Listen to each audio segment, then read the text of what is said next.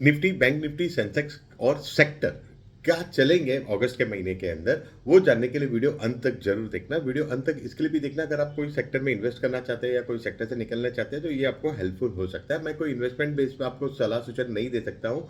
SEBI registered नहीं हूँ इसके लिए। ये आप आपके कोई भी सेबी रजिस्टर्ड फाइनेंशियल एडवाइजर के एडवाइस के बेस पे आप अपना इन्वेस्टमेंट देख सकते हो, लेकिन मोटा मोटी आपको यहाँ से अंदाजा मिल सकता है। अगर आप एस्ट्रोलॉजी में इंटरेस्ट रख रहे हो, जियोपॉलिटिकल में जियोपॉलिटिकली और एस्ट्रोलॉजी में इंटरेस्ट रख रहे हो, फाइनेंशियल एस्ट्रोलॉजी में इंटरेस्ट रख रहे हो तो आप मेरा वीडियो अंत तक जरूर देखें। यहाँ पे प्लैनेट के साथ में आपको क्या घटनाएं घट सकती है उसके ऊपर ये पूरा जानकारी मिलेगी। तो आगे बढ़ते हैं। आगे बढ़ने के पहले जुलाई महीने की बात कर लें तो जुलाई महीने के अंदर जैसे मैंने कहा था वैसे ही हूबहू देखने को मिला था कि जब गुरु अस्त के हुए थे तभी मैंने कहा था कि मार्केट यहाँ पे थोड़ी नरम रहेगी, तो नरम ही रही थी। ओवरऑल जुलाई महीने का मैंने कहा था कि भाई मार्केट बेयर से बुल की साइड थी और वो ही देखने को मिला था। बीच में एक बेयर का पार्ट था, वो वही पार्ट में 16 तारीख के आसपास में जुलाई का बेयर का मैंने प्रेडिक्ट किया था, तो वो हुआ। वीडियो आप देख सकते हो, मेरे वीडियो सेक्शन के अंदर आपको दिख जाएगा। जैसे ही अब बुध वक्री हुए थे, गुरु अस्त हुआ था, शनि भी वक्री हुए हैं, बुध वक्री होकर मार्गी हो चुके हैं जुलाई में। अब यहाँ से कैरी फॉरवर्ड क्या आ रहा है अगस्त में पिछले महीने का, तो देखे हैं। उसके पहले मैंने पिछले महीने क्लियर कर दिया था, अप्रैल जैसी तेजी कोई भी महीने में नहीं दिख रही है।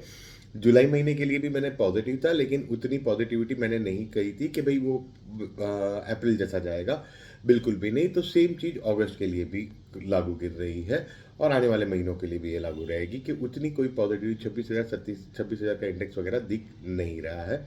फिर देखते हैं क्या होता है आगे। ठीक है, आगे बढ़े तो प्लानिटरी पोजीशंस क्या क्या है। प्लानिटरी पोजीशंस क्या क्या है तो भैया गुरु जो है अस्त के है, वो अस्त के ही चल रहे हैं। 2 तारीख को धनिष्ठा में राहु आएंगे जो नेगेटिव है मार्केट के लिए।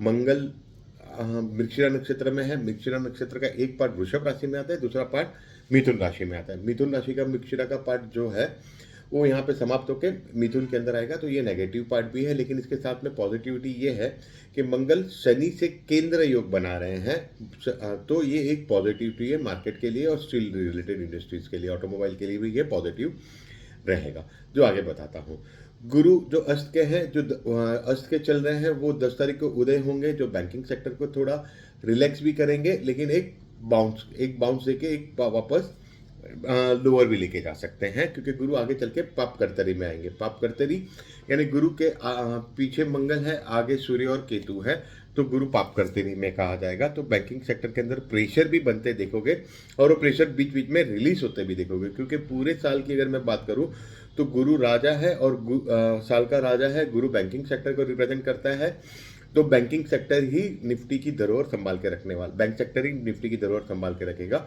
फिर देखते हैं क्या होता है। सूर्य ग्रहण है और चंद्र ग्रहण है।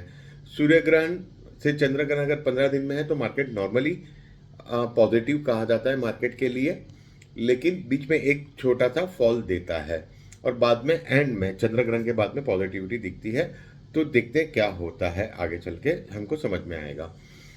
तो मोटा मोटी ये भी एक नेगेटिव टू पॉजिटिव का है। पूरा कंक्लूजन करें मार्केट की, निफ्टी और सेंसेक्स की पूरी कंक्लूजन करें तो वॉलेटिलिटी टू बेरिश साइड है।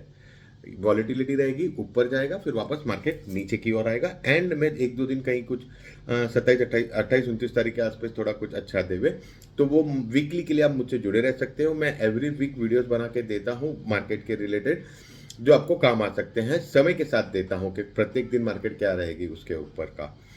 अब सेक्टर की बात करें तो शनि मंगल का केंद्र होना स्टील सेक्टर के लिए अच्छा है। मंगल का मृगशिरा नक्षत्र में आना ये एक पॉजिटिविटी है। मंगल का रेलवे के लिए पॉजिटिविटी है, आईटी सेक्टर के लिए पॉजिटिविटी रहेगी। मंगल का आद्रा में आना भी आईटी सेक्टर के रिलेटेड के जो भी कॉन्ट्रैक्ट्स है वो रिन्यू होते वगैरह देखी जाएगी, जो आईटी सेक्टर को बूस्टिंग दे सकता है। लेकिन मैं इतना भी पॉजिटिव आईटी सेक्टर के लिए नहीं हूँ, क्योंकि दूसरे भी प्लैनेट्स है जो इसको नेगेटिव की तरफ लेके जाते हैं। मैंने जुलाई महीने के लिए भी कहा था कि आईटी सेक्टर के अंदर आपको रिटर्न मिल सकते हैं, लेकिन उतने नहीं है। 30,000 या 35,000, मैक्स टू मैक्स 35,000 तक जा सकता है। बाकी उसका रेंज है 25 से 30,000 का रेंज है आईटी इंडेक्स का। तो पिछले महीने 31,000 जाके वापस से आपने देखा शायद से रिटर्न आया है। तो मैं इतना पॉजिटिव नहीं, एक आध कुछ पॉजिटिविटी देखने को मिल सकती है। मंगल का ये हम क्योंकि मिथुन राशि जो है वो कॉन्ट्रैक्ट की राशि है, वहाँ पे मंगल का आना जो डिफेंस के और मंगल डिफेंस सेक्टर को रिप्रेजेंट करता है, तो ये पॉजिटिविटी देगा। आगे चल के मंगल आद्रा नक्षत्र में आएंगे। आद्रा नक्षत्र का स्वामी राहु है और राहु धनिष्ठा नक्षत्र में है जो मंगल का नक्षत्र है। तो यहाँ पे एक्सचेंज ऑफ नक्षत्र हो रहे हैं जो डिफेंस सेक्टर के लिए पॉजिटिविटी लेके आ सकते हैं, तो डिफेंस के लिए पॉजिटिव हूँ।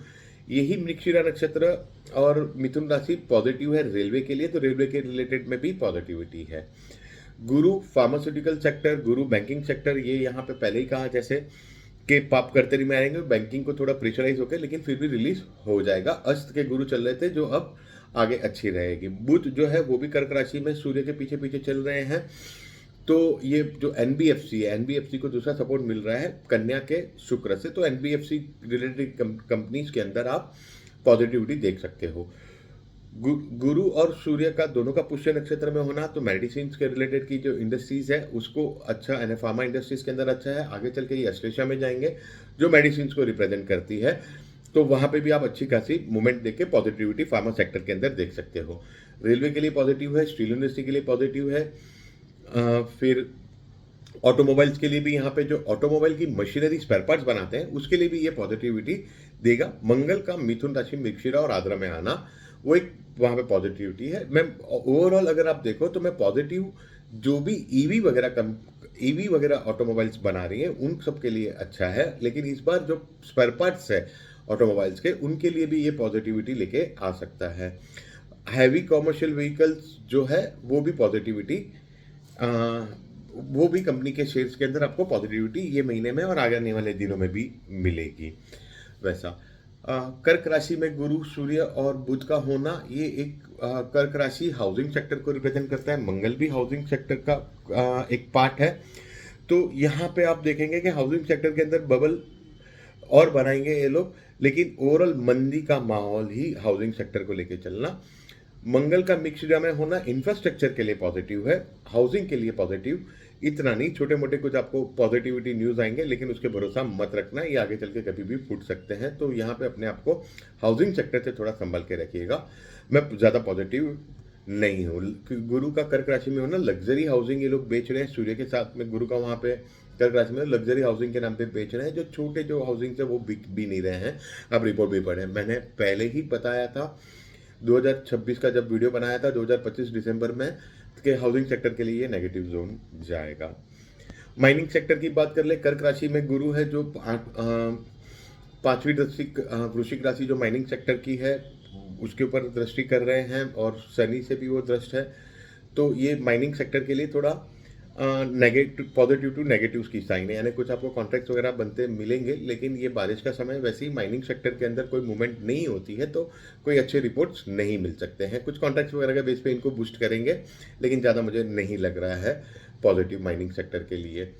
शनि का रेवती नक्षत्र में होना, रेवती नक्षत्र जाना जाता है नेविगेशन के लिए, तो आप देखेंगे इंटरनेशनली कोई भी अपने सैटेलाइट वगैरह लॉन्च करेगा, भारत भी अपना सैटेलाइट आगे लॉन्च करेगा क्योंकि केतु भी मूला नक्षत्र में है, तो ये सैटेलाइट वगैरह लॉन्च होते इस समय में देखे गए हैं। राहु का धनिष्ठा में होना, शनि का रेवती नक्षत्र में होना, शनि वक्री है तो और ही प्रेशराइज से आप देखेंगे नेविगेशन, रेवती नक्षत्र नेविगेशन के लिए जाना जाता है, तो नेविगेशन इंडस्ट्री, नेविगेशन के रिलेटेड की कोई भी अगर कंपनी को जानकारी है आपके पास तो उसके अंदर इन्वेस्टेड रह सकते हो, और यही एक ट्रिगर पॉइंट रहेगा इंटरनेशनली मार्केट को अभी बिगाड़ने के लिए।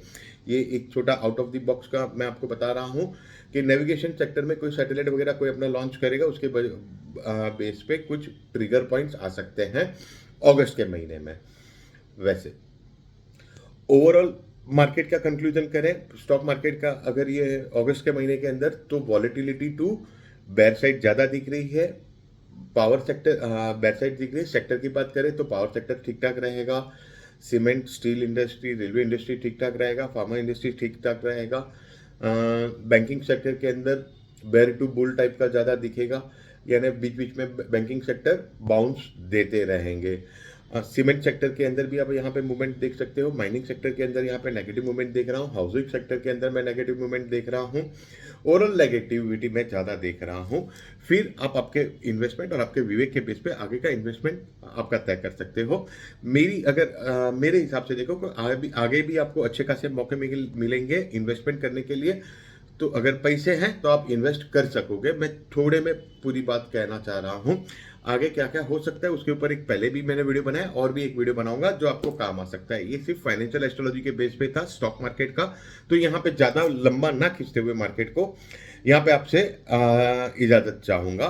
तो overall market volatility to bear side ज़्यादा रहेगी। बीच बीच में बूस्टिंग आते रहेगी। बाउंस बैक बैंकिंग सेक्टर के अंदर देखने को मिलेंगे। ऑटोमोबाइल सेक्टर के अंदर ईवी और हैवी कमर्शियल के लिए पॉजिटिव हूँ। फार्मा सेक्टर के लिए पॉजिटिव हूँ। बीच में मंदी होकर फिर वापस तेज हो सकता है फार्मा सेक्टर। ग्रहण का इफेक्ट भी आपको मार्केट के अंदर देखने को मिल सकता है। पावर सेक्टर के लिए ये अच्छी बात रहेगी।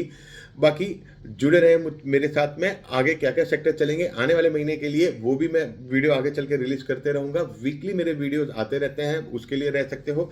अगर आपको मेरी वीडियो अच्छी लगे तो ज़्यादा से ज़्यादा लोगों को शेयर करिए, जिससे मुझे मोटिवेशन मिले। जितने ज़्यादा सब्सक्राइबर होंगे मुझे मोटिवेशन मिलता रहता है आपके कमेंट से भी। अगर आपके वहाँ पे बारिश वगैरह हुई नहीं हुई वो भी कमेंट करिए।